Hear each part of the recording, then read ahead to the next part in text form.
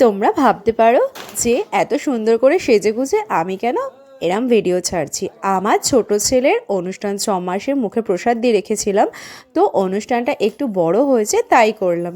তোমরা কিন্তু আমার ছোট ছেলেটাকে সবাই আশীর্বাদ করো, বড় ছেলেকেও সবাই আশীর্বাদ করো। হ্যালো বন্ধুরা, তোমরা সবাই কেমন আছো? আশা করি ভালো আছো, আমরাও আছি মোটামুটি। তোমাদের সাথে সব কিছু শেয়ার করি। দেখো, বড় ছেলে ছোট ভাইকে খাইয়ে দিচ্ছিল, কারণ আমার তো দাদা নেই তাই খাইয়ে দিচ্ছিল। এই দেখো, বাবার সাথে খেতে বসে ফটো তুলেছে আমার বরের সাথে, তোমরা তো সবাই চেনো। এই হচ্ছে আমার ছোট ছেলের মেনু ছিল দুপুরের লাঞ্চটা। কেমন হয়েছে অবশ্যই কিন্তু বলো। তোমাদের সাথে সব কিছু শেয়ার করব, এটা শেয়ার করব না এটা কখনো হয় না। অনুষ্ঠানটা ছিল 22শে ডিসেম্বর, তো একটু লেট হলো, জানো বাড়িতে একটা অনুষ্ঠান থাকলে সময় লাগে। দেখো, আমরা আস্তে আস্তে ফটো তুলতে শুরু করলাম। ক্যামেরাম্যান বলল তোমরা একটু দাঁড়াও, সবাই মিলে ফটো তুলবে, কেন ফ্যামিলি ফটো তুলতে হয়।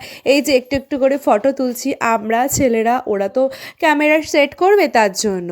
আমার ভিডিওটা কেমন লাগলো অবশ্যই জানিও, কিন্তু আমার দুটো সন্তানকে তোমরা সবাই আশীর্বাদ করো। দেখো, ছোট ছেলে এখন খেলাধুলা করতে শুরু করেছে, কারণ একটু সুযোগ পেয়েছে ফাঁকা, তার জন্য খেলতে শুরু করেছে, সবাই আসছে ওকে কোলে নিচ্ছে। এই দেখো, আমার বড় ছেলের কিন্তু এগুলো বান্ধবী, কালো জামাটা পরা হচ্ছে কিন্তু দিদি, পাশে দুটো কিন্তু বান্ধবী, তো ওরাও এসেছিল। আমার বড় ছেলেও সবাই সাথে আনন্দ করছিল, মজা করছিল। এবার বান্ধবীদের সাথে খেতে বসে পড়েছে বড় ছেলে সরি। তো বড় ছেলে এখন বন্ধুদের সাথে খাওয়া দাওয়া করবে, করে অনেক বন্ধুই আরও এসেছিলো, সবার সাথে ভিডিও করা হয়নি।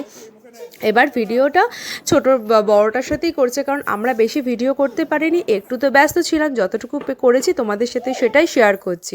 আমি একটু সাজুগুজু করে নিয়েছিলাম, ছেলের মানে অনুষ্ঠান বলে একটু সাজবো না, যতটা পেরেছি চেষ্টা করেছি একটু সাজুগুজু করে নিয়ে। তো এই দেখো, আমার কিন্তু আরেকটা বান্ধবীর লাস্ট, তাদের সাথেই আমি খেতে বসলাম। তো খাওয়া দাওয়া করছি স্বামী স্ত্রী মিলে। এটাও ছিল আমার ছেলের অনুষ্ঠানের মেনু। আমার এটা হচ্ছে শ্বশুরবাড়ি, পুরো ফ্যামিলি, ননদ ভাসুর যা সবাই ছিলাম। তো টাটা বন্ধুরা, সুস্থ থেকো, ভালো থেকো।